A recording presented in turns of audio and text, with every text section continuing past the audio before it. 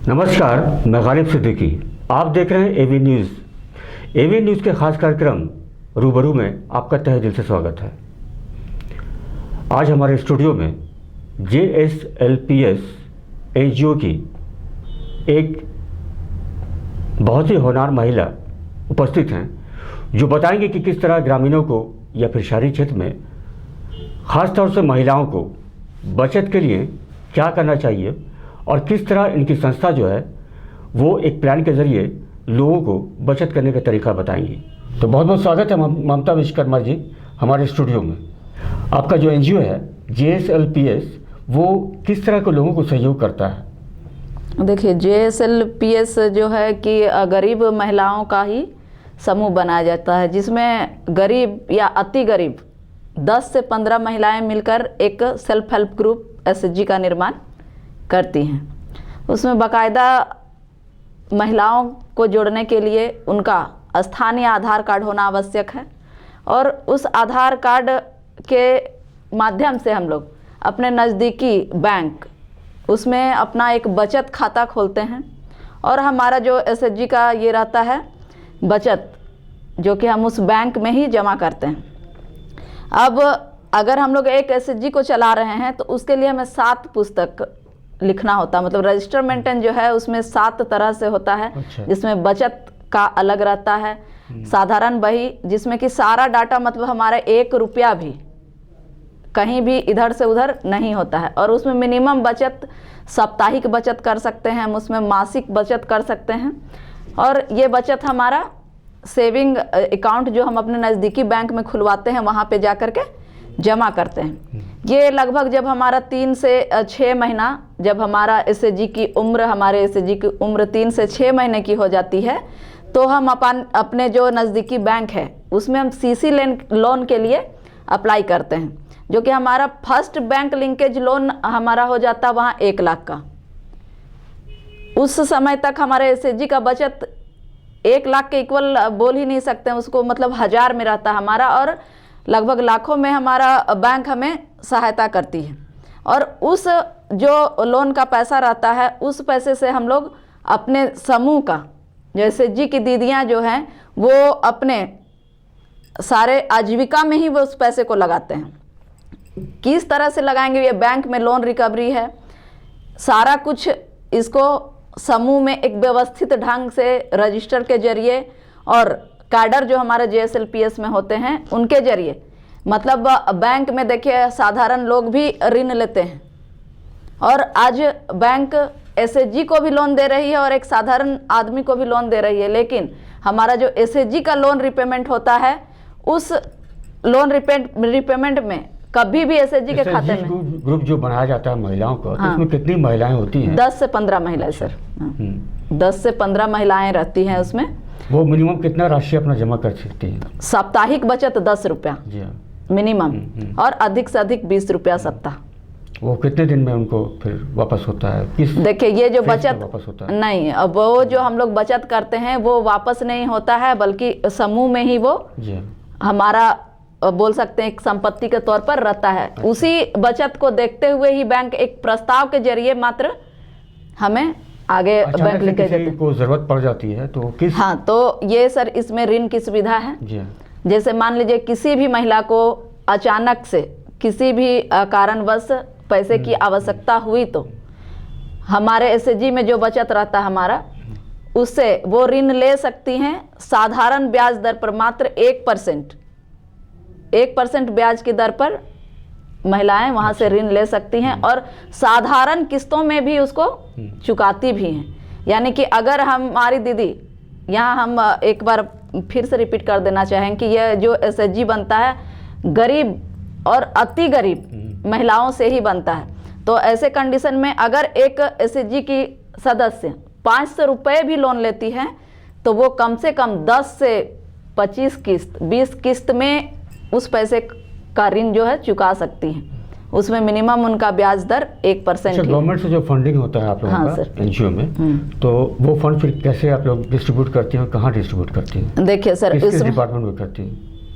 जैसे कि हमारा जो सरकार से जो हमारा फंडिंग होता है वो हमारा CIF होता है और RF होता है। तो आरएफ डायरेक्ट एसएचजी को एक एसएचजी में 15,000 रुपये दिया जाता है। और साथ ही आपका इसमें स्टार्टअप किट बोल करके भी दिया जाता है, जिसमें महिलाओं के लिए बैठने की व्यवस्था, बक्से की व्यवस्था जिसमें वो अपना खाता बही रखें, ये सब सारी व्यवस्थाएं दी जाती हैं। तो आरएफ जो होता है वो रिवॉल्विंग फंड है, तो वो क्या है कि उस पैसे को लेकर के समूह में आवश्यकता के अनुसार सदस्यों को ऋण दिया जाता है। अब यहाँ पे ये भी जानने वाली चीज़ है कि जो समूह से जुड़े हुए हैं उसमें सिर्फ जो भी ऋण हम लगाते हैं समूह के अंदर जो सदस्य हैं उन्हीं को लगाते हैं, समूह से बाहर हम लोग ऋण नहीं लगाते हैं। तो वो रिवॉल्विंग फंड जो है हम लोग समूह में एक दूसरे के ज़रूरत के अनुसार देते रहते हैं और वो ऋण चुकता ही रहता है। उसमें मकसद हमारा सरकार का ये रहता है कि हम आपको जो रिवॉल्विंग फंड दिए उससे आप अपने समूह की संपत्ति को बढ़ाइए। यानी कि जो कितने दिनों से ये काम कर रहा है ये एनजीओ हमारे ये में कटकम सांडी ब्लॉक में लगभग 6 से 8 साल हो गया है। शहरी और ग्रामीण क्षेत्र में। हाँ।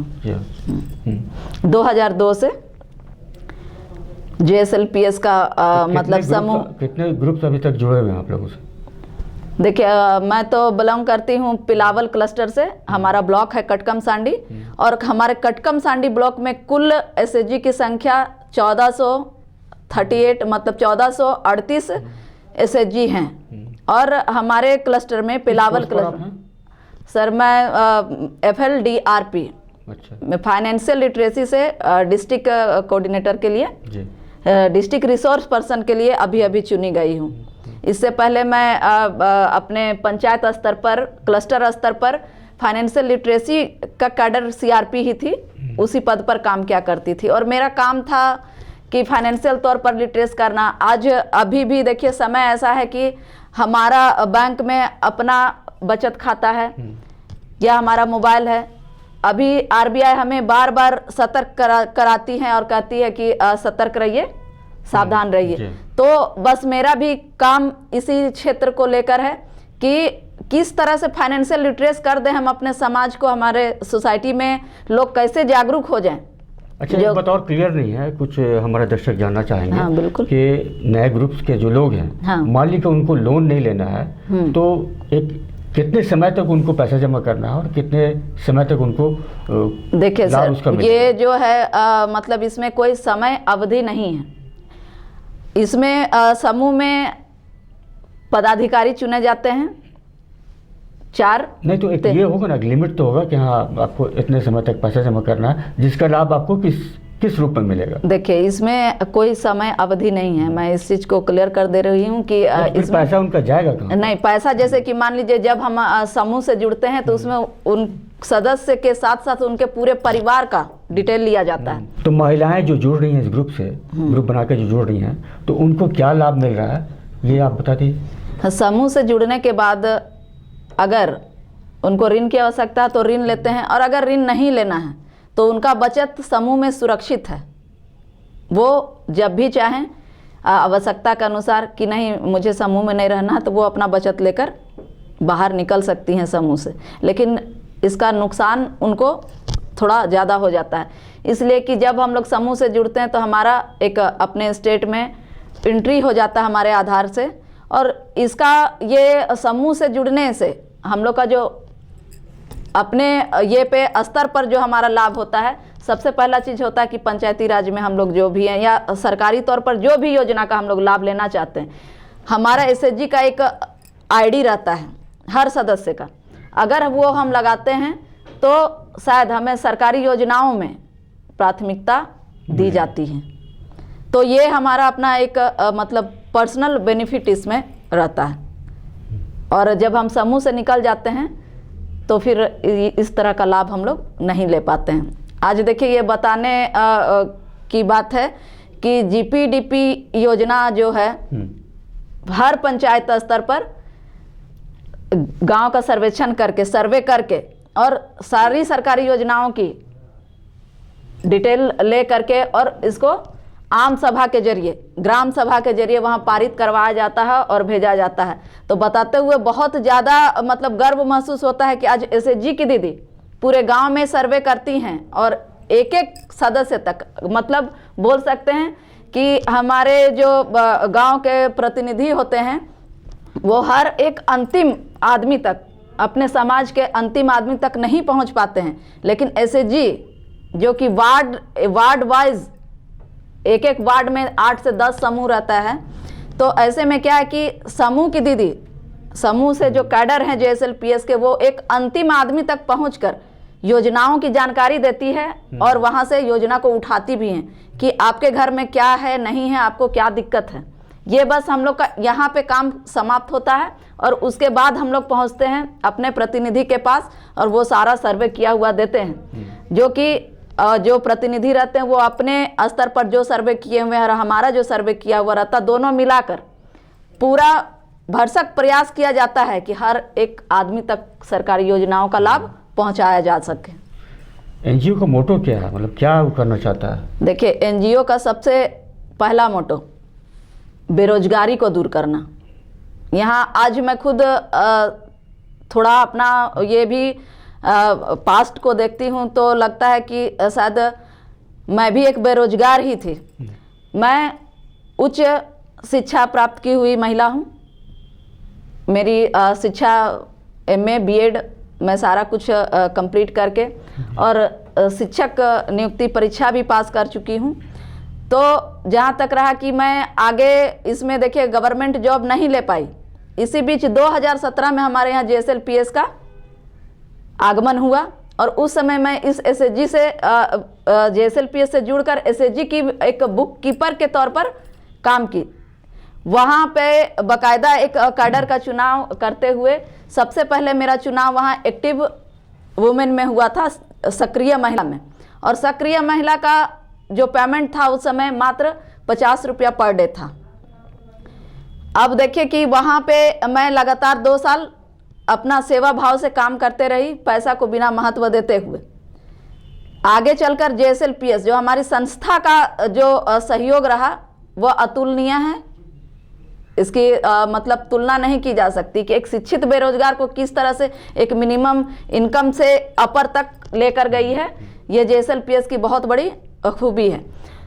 अब देखिए वहाँ 2 साल काम करने के बाद एक टीम महिला में मैं अपने गांव और समाज से जुड़ती चली गई, एकदम अंदर तक जो बोलते हैं कि समाज से जुड़ गई। और देखते देखते आगे मैं 2 साल के बाद प्रमोशन की ओर गई तो डायरेक्ट मैं फाइनेंशियल की ओर पहुंची। तो RBI से डायरेक्ट मुझे ट्रेनिंग दिया गया 6 महीने का, तो मैं फाइनेंशियल लिटरेसी पे काम करने लगी।